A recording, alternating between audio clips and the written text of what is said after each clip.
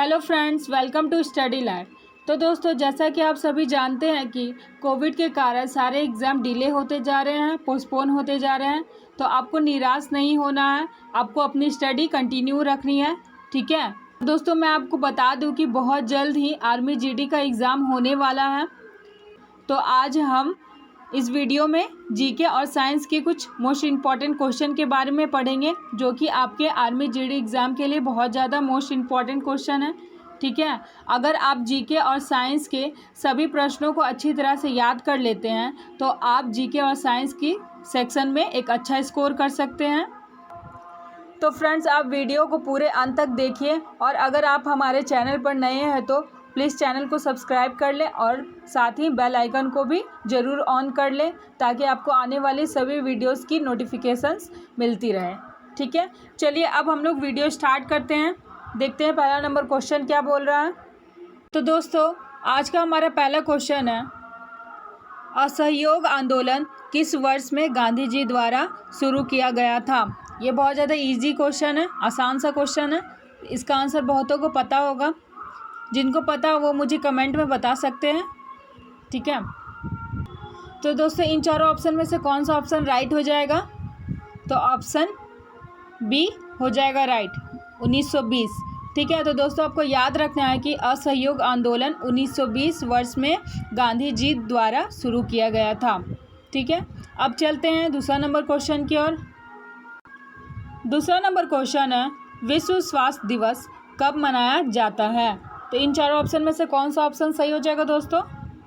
Option A, 7 अप्रैल। ठीक है, तो आपको याद रखना है कि विश्व स्वास्थ्य दिवस 7 अप्रैल को मनाया जाता है। अब चलते तीसरा नंबर क्वेश्चन की ओर। दोस्तों तीसरा नंबर बोला जा रहा है, कयक इनमें से किससे संबंधित है। मतलब कयक का इन चारों ऑप्शन में से किससे रिलेशन है, किससे संबंध करता है कयक। ठीक है, तो कौन सा ऑप्शन राइट हो जाएगा? ऑप्शन बी, नाव। तो दोस्तों आपको याद रखना है कि कयक जो है नाव से संबंधित है। अब चलते हैं चौथा नंबर क्वेश्चन की ओर। तो दोस्तों चौथा नंबर बोल रहा है, नासिक किस नदी के तट पर स्थित है। तो इन चारों ऑप्शन में से कौन सा ऑप्शन सही हो जाएगा दोस्तों? Option C, Godavari. ठीक है, तो दोस्तों आपको याद रखना है कि नासिक गोदावरी नदी के तट पर स्थित है। अब चलते हैं पांचवा नंबर क्वेश्चन की ओर। तो पांचवा नंबर में क्वेश्चन है, दुनिया की सबसे लंबी नदी वो है अमेजन। ठीक है, कहाँ बहती है। दोस्तों आपको ध्यान रखना है कि दुनिया की जो सबसे लंबी नदी है वो है अमेजन। ठीक है, लेकिन इसमें क्वेश्चन क्या बोल रहा है कि वो कहाँ बहती है, अमेजन जो है कहाँ बहती है। तो इन चारों ऑप्शन में से कौन सा ऑप्शन सही हो जाएगा दोस्तों? ऑप्शन ए, दक्षिण अमेरिका। तो आपको याद रखना है कि दुनिया की सबसे लंबी नदी है अमेजन, वो दक्षिण अमेरिका में बहती है। अब चलते हैं छठा नंबर क्वेश्चन की ओर। छठा नंबर क्वेश्चन है, जिम कोवेट राष्ट्रीय उद्यान कहाँ स्थित है। तो इन चारों ऑप्शन में से कौन सा ऑप्शन सही हो जाएगा दोस्तों? Option number D, Uttarakhand. तो आपको याद रखना है कि जिम कोवेट राष्ट्रीय उद्यान उत्तराखंड में स्थित है। अब चलते हैं सातवां नंबर क्वेश्चन की ओर। तो दोस्तों सातवां नंबर क्वेश्चन है, भारतीय सेना में कमानों की संख्या है। इसमें क्वेश्चन बोला जा रहा है कि भारतीय सेना में कमानों की संख्या कितनी होती है। तो इन चारों ऑप्शन में से कौन सा ऑप्शन सही हो जाएगा दोस्तों? Option B, 7। यानी आपको याद रखना है कि भारतीय सेना में कमानों की संख्या जो होती है वो 7 होती है। अब चलते हैं आठवां नंबर क्वेश्चन की ओर।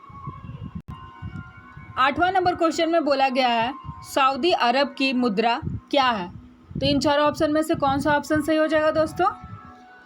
ऑप्शन सी, रियाल। तो आपको याद रखना है कि सऊदी अरब की जो मुद्रा है वो रियाल है।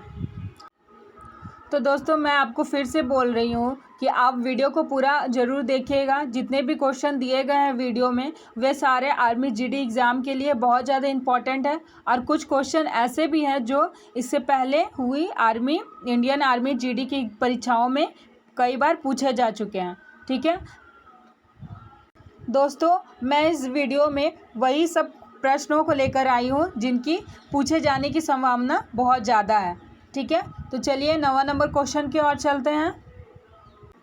9वां नंबर क्वेश्चन है, स्वतंत्र भारत की पहली महिला गवर्नर कौन थी? तो दोस्तों इन चारों ऑप्शन में से कौन सा ऑप्शन सही हो जाएगा? Option C, Sarojini Naidu. तो दोस्तों आपको याद रखना है कि स्वतंत्र भारत की पहली महिला गवर्नर जो थी वो थी सरोजनी नायडू। अब चलते हैं 10वां नंबर क्वेश्चन की ओर। 10वां नंबर क्वेश्चन में बोला गया है, गाइड पुस्तक के लेखक कौन है? तो इन चार ऑप्शन में से कौन सा ऑप्शन सही हो जाएगा दोस्तों? ऑप्शन बी, आर के नारायण। तो दोस्तों आपको ये याद रखना है कि गाइड पुस्तक के जो लेखक हैं वो हैं आर के नारायण। अब चलते हैं 11वें नंबर क्वेश्चन की ओर। 11 नंबर क्वेश्चन में बोला गया है, विश्व व्यापार संगठन का मुख्यालय कहाँ स्थित है? तो दोस्तों इन चारों ऑप्शन में से कौन सा ऑप्शन सही हो जाएगा? Option A, Geneva.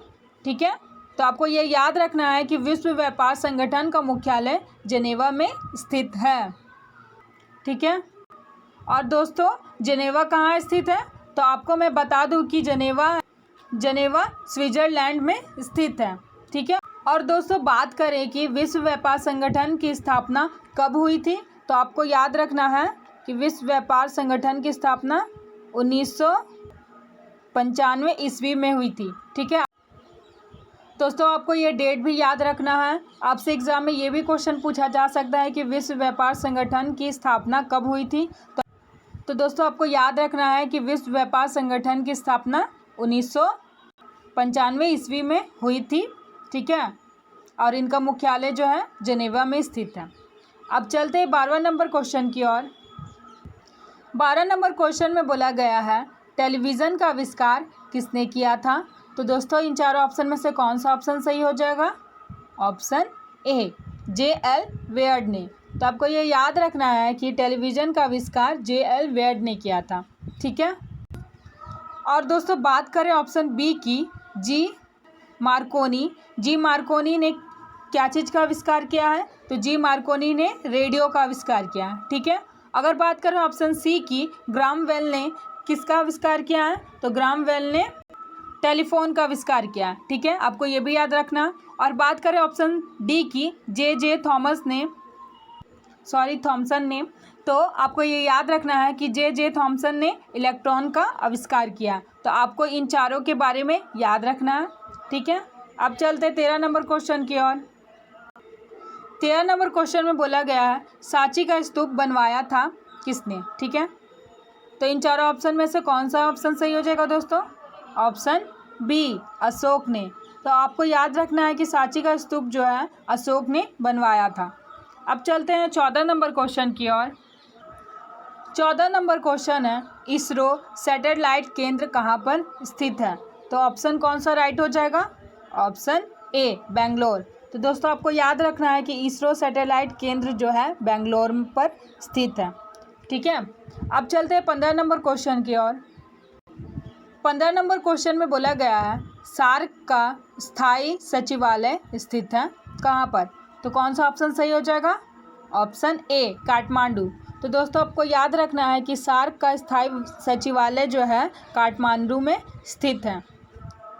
और दोस्तों काठमांडू किसकी राजधानी है? तो काठमांडू नेपाल की राजधानी है। ठीक है, और दोस्तों ये ढाका जो है, ढाका है बांग्लादेश की राजधानी। ठीक है, और ये इस्लामाबाद जो है, आप सभी को पता होगा, इस्लामाबाद जो है पाकिस्तान की राजधानी है। ठीक है, तो दोस्तों आपको ये सारे क्वेश्चन भी याद रखने हैं। ठीक है, तो दोस्तों हम उम्मीद करते हैं कि आपको ये वीडियो पसंद आया होगा। अगर आपको वीडियो पसंद आया हो तो प्लीज़ वीडियो को लाइक कर दीजिए और ज़्यादा से ज़्यादा लोगों तक शेयर कर दीजिएगा, और हमारे स्टडी लाइव चैनल को सब्सक्राइब ज़रूर कर दीजिएगा। दोस्तों इसके अलावा आपको जीके साइंस की कुछ और इम्पॉर्टेंट क्वेश्चन की वीडियोज़ मिलेगी, तो आप चैनल को सब्सक्राइब कर लें और साथ ही बेल आइकन को भी ऑन कर लें। ठीक है।